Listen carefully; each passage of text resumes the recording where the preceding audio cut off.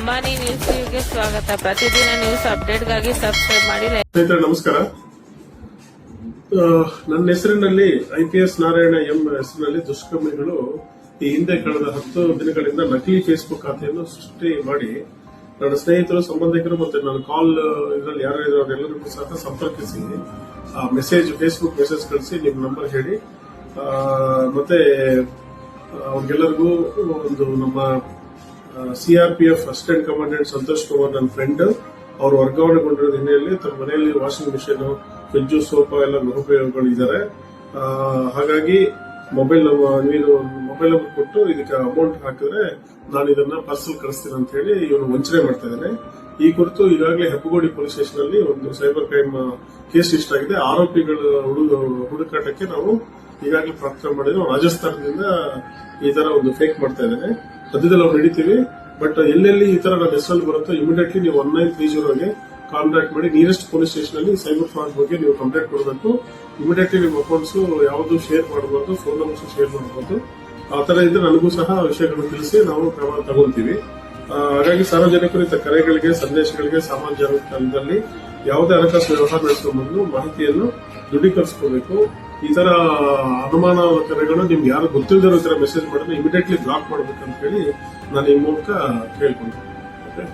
That someone was created one fake Facebook ID of mine, like IPS Narayan M, and he is sending the message that one of my friends, Santosh Kumar, CRPF assistant command, got transferred. He has all the household items, so that they are asking your phone numbers and sending the scan to send the money, so that he can send the Santosh Kumar furniture. But it is a fake, and he is duping the people and luring the people.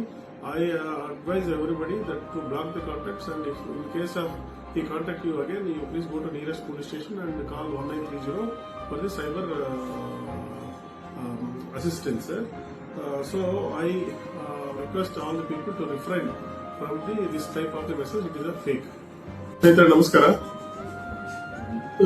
ನನ್ನ ಹೆಸರಿನಲ್ಲಿ IPS Narayana M ಹೆಸರಿನಲ್ಲಿ ದುಷ್ಕರ್ಮಿಗಳು ಈ ಹಿಂದೆ ಕಳೆದ 10 ದಿನಗಳಿಂದ ನಕಲಿ Facebook ಖಾತೆಯನ್ನು ಸೃಷ್ಟಿ ಮಾಡಿ ನನ್ನ ಸ್ನೇಹಿತರು, ಸಂಬಂಧಿಕರು ಮತ್ತೆ ನನ್ನ ಕಾಲ್ ಇದರಲ್ಲಿ ಯಾರು ಇದ್ರು ಅವರೆಲ್ಲರಿಗೂ ಸಹ ಸಂಪರ್ಕಿಸಿ ಫೇಸ್ಬುಕ್ ಮೆಸೇಜ್ ಕಳಿಸಿ ನಿಮ್ಮ ನಂಬರ್ ಹೇಳಿ ಮತ್ತೆ ಅವ್ರಿಗೆಲ್ಲರಿಗೂ ಒಂದು ನಮ್ಮ CRPF assistant commandant Santosh Kumar ನನ್ನ ಫ್ರೆಂಡ್ ಅವರು ವರ್ಗಾವಣೆಗೊಂಡಿರೋ ಹಿನ್ನೆಲೆಯಲ್ಲಿ ತಮ್ಮ ಮನೆಯಲ್ಲಿ ವಾಷಿಂಗ್ ಮಿಷಿನ್, ಫ್ರಿಡ್ಜ್, ಸೋಫಾ ಎಲ್ಲ ಗೃಹೋಪಯೋಗಗಳಿದ್ದಾರೆ.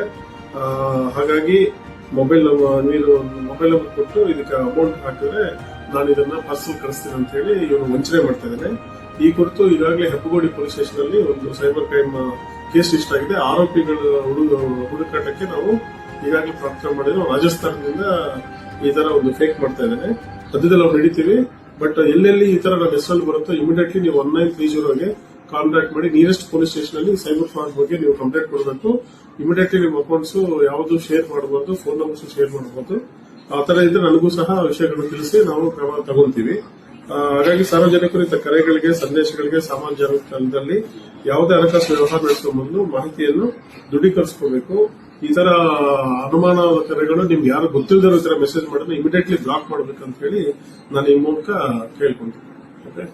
That someone was created one fake Facebook ID of mine, like IPS Narayan M, and he is sending the message that one of my friends, Santosh Kumar, CRPF assistant command, got transferred. He has all the household items, so that they are asking your phone numbers and sending the scan to send the money, so that he can send the Santosh Kumar furniture. But it is a fake, and he is duping the people and luring the people. I advise everybody that to block the contacts, and if in case of he contact you again, you please go to nearest police station and call 1930 for the cyber assistance.